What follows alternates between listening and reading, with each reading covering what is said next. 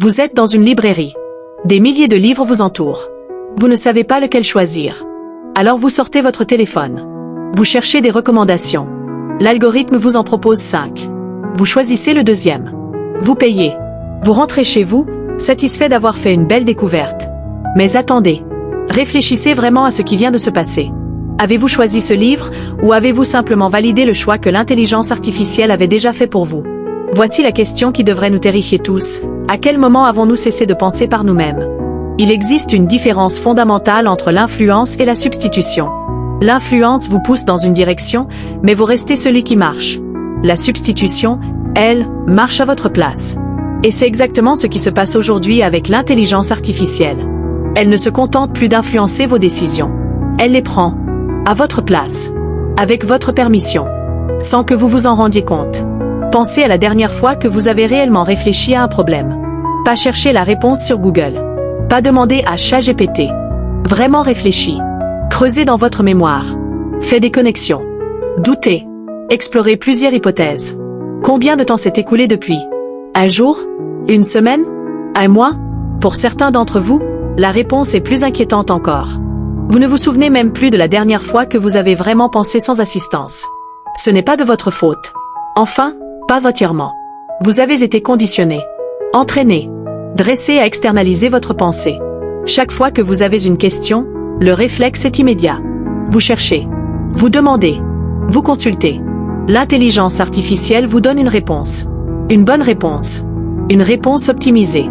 Une réponse qui résout votre problème immédiat. Et votre cerveau apprend. Il apprend que penser est inutile. Que chercher est plus efficace que réfléchir. Que l'algorithme a toujours raison. Mais voici ce que personne ne vous dit. Chaque fois que vous laissez l'intelligence artificielle penser à votre place, vous perdez quelque chose d'irremplaçable. Pas juste une information. Pas juste du temps. Vous perdez le processus même de la pensée. La lutte intellectuelle. L'effort cognitif. Le plaisir de la découverte. La fierté de comprendre par vous-même. Vous perdez ce qui fait de vous un être pensant. Regardez ce qui se passe quand vous devez prendre une décision importante. Quelle voiture acheter? Quelle école choisir pour vos enfants? Quel métier exercer? Votre premier réflexe n'est plus de peser le pour et le contre. De consulter votre intuition. D'imaginer différents scénarios. Votre premier réflexe est de chercher des avis. Des classements. Des algorithmes qui ont déjà calculé la meilleure option pour vous. Et ces algorithmes vous donnent effectivement une réponse. Mais cette réponse est basée sur des critères que vous n'avez pas définis. Sur des valeurs que vous n'avez pas choisies. Sur des priorités que quelqu'un d'autre a programmées. L'algorithme optimise pour l'efficacité, le rapport qualité-prix, la popularité. Mais peut-être que ce qui compte vraiment pour vous, c'est la beauté, l'éthique, l'originalité.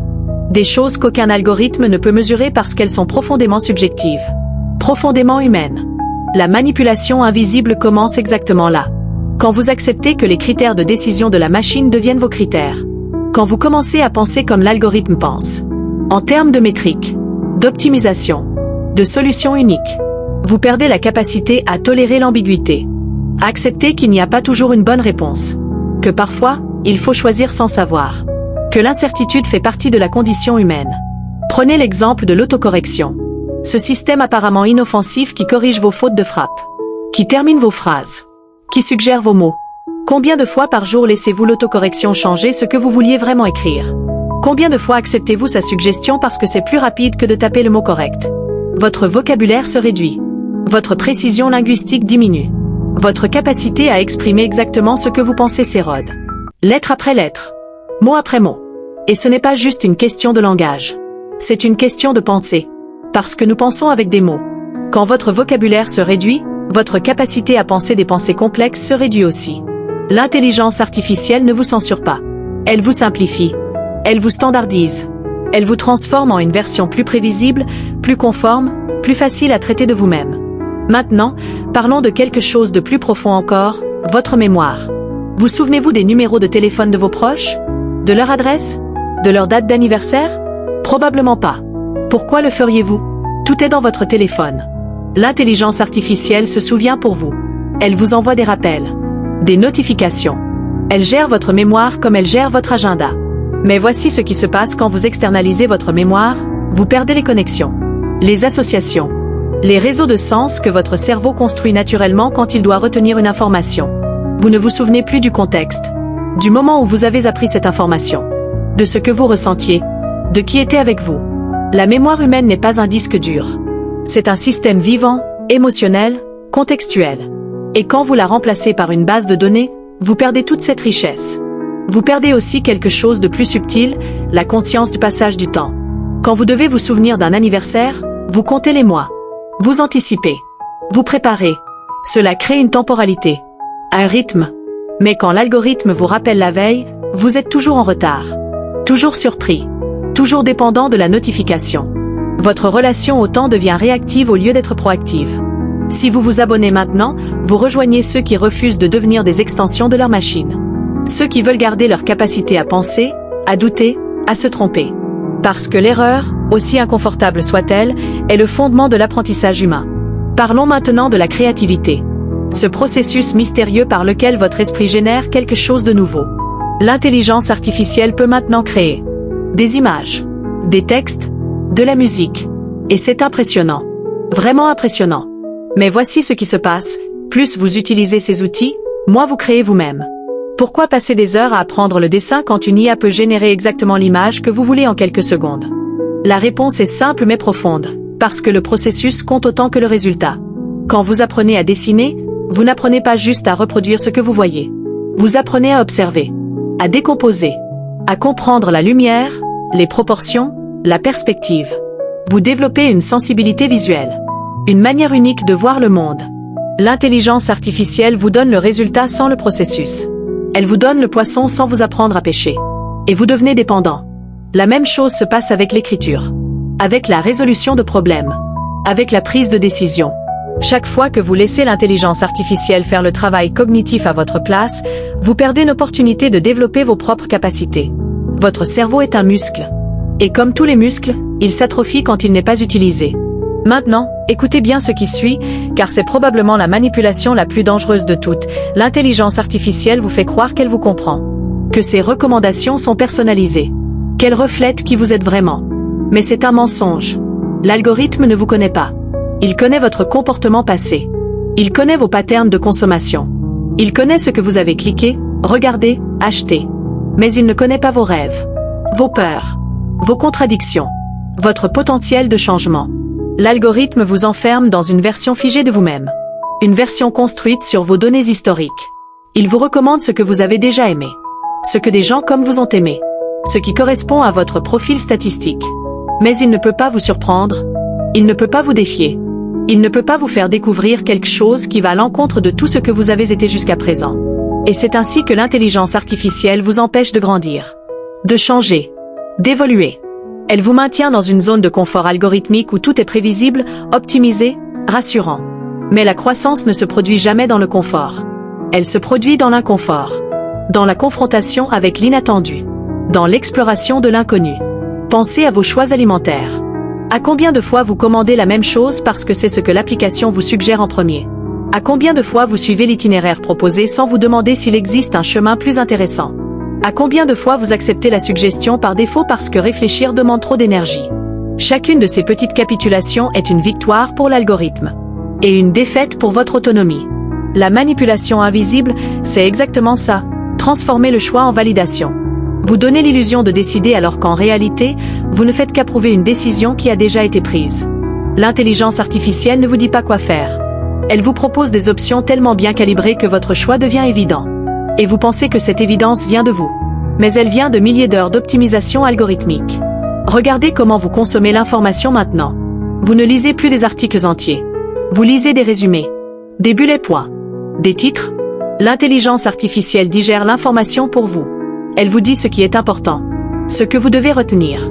Et vous acceptez sa synthèse sans vérifier la source, sans lire le contexte, sans vous demander ce qui a été omis. Cette délégation de la compréhension est peut-être la plus dangereuse de toutes. Parce que comprendre n'est pas recevoir une information. C'est la contextualiser, la relier à ce que vous savez déjà, la questionner, la critiquer, la transformer en connaissance. Quand vous laissez l'algorithme faire cette transformation à votre place, vous n'apprenez rien. Vous êtes juste informé. Et être informé sans comprendre, c'est être manipulable. Voici ce qui se passe dans votre cerveau quand l'intelligence artificielle pense à votre place. Les connexions neuronales qui auraient dû se former ne se forment pas. Les chemins cognitifs qui auraient dû se renforcer s'affaiblissent. Votre capacité d'attention diminue. Votre tolérance à la complexité s'effondre. Votre besoin de gratification immédiate augmente. Vous devenez, littéralement, plus simple, plus binaire, plus prévisible. Et le plus terrifiant, c'est que ce processus est progressif. Vous ne vous réveillez pas un matin en ayant perdu votre capacité à penser. Vous la perdez degré par degré, décision par décision. Chaque fois que vous choisissez la facilité plutôt que l'effort. Chaque fois que vous acceptez la suggestion plutôt que de chercher vous-même. Chaque fois que vous validez plutôt que de créer. Alors comment échapper à cette manipulation? Comment reprendre possession de votre propre pensée? D'abord, en la pratiquant. Délibérément. Consciemment. Posez-vous des questions difficiles. Des questions sans réponse évidente. Et refusez de chercher la réponse tout de suite. Laissez votre esprit explorer. Errer. Se tromper. C'est dans cet espace d'incertitude que la vraie pensée émerge. Deuxièmement, réapprenez à vous ennuyer. L'ennui n'est pas un problème à résoudre avec une notification ou une vidéo. L'ennui est un espace créatif. C'est quand votre esprit n'a rien à consommer qu'il commence à produire. Mais vous avez été entraîné à remplir chaque seconde vide. À solliciter l'algorithme dès que l'ennui apparaît. Résistez à cette impulsion. Asseyez-vous dans l'ennui. Observez ce qui émerge. Troisièmement, forcez-vous à faire des choses inefficaces. Prenez le chemin le plus long. Lisez un livre que personne ne vous a recommandé. Écrivez à la main. Calculez sans calculatrice. Mémorisez un poème. Ces actes semblent inutiles dans une logique d'optimisation. Mais ils sont essentiels dans une logique de préservation de l'humanité. Parce qu'ils vous obligent à utiliser votre cerveau de manière complète, profonde, authentique. Abonnez-vous si vous refusez que votre pensée devienne une simple sous-traitance cognitive. Si vous voulez rester l'auteur de vos propres idées, même quand c'est difficile, même quand c'est lent, même quand c'est imparfait. Quatrièmement, apprenez à dire « je ne sais pas » sans immédiatement chercher à savoir. Cette phrase est devenue presque impossible à prononcer. Dès que vous ne savez pas quelque chose, vous le cherchez. En quelques secondes, l'ignorance est résolue. Mais l'ignorance n'est pas toujours un problème. Parfois, c'est le début d'une réflexion. Le début d'une curiosité authentique. Ne tuez pas cette curiosité avec une réponse instantanée. Cinquièmement, questionnez chaque suggestion.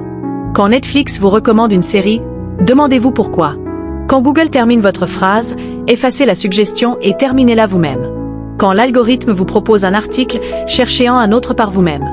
Créez de la friction intentionnelle entre vous et l'intelligence artificielle. Parce que c'est dans cette friction que votre autonomie survit. Voici la vérité finale que personne ne veut entendre, l'intelligence artificielle ne vous vole pas votre pensée. Vous la lui donnez. Chaque jour. Volontairement. Parce que c'est plus facile. Parce que c'est plus rapide. Parce que vous êtes fatigué. Et c'est compréhensible. Penser est épuisant. Douter est angoissant. Choisir sans certitude est terrifiant. Mais voici ce que vous devez comprendre, cette facilité a un prix. Et ce prix, c'est vous-même. C'est votre singularité. C'est ce qui fait de vous quelqu'un d'unique, d'imprévisible, d'impossible à réduire à un ensemble de données. Chaque fois que vous laissez l'algorithme penser à votre place, vous devenez un peu plus semblable à tous ceux qui ont fait le même choix. Vous vous standardisez. Vous vous normalisez. Vous disparaissez dans la moyenne statistique. Alors je vous laisse avec cette dernière question, non pas pour que vous la résolviez, mais pour qu'elle vous hante. Si demain tous vos choix étaient pris par une intelligence artificielle qui vous connaît parfaitement, qui optimise parfaitement pour votre bonheur, seriez-vous encore vous? Ou seriez-vous devenu l'idée que l'algorithme a de vous?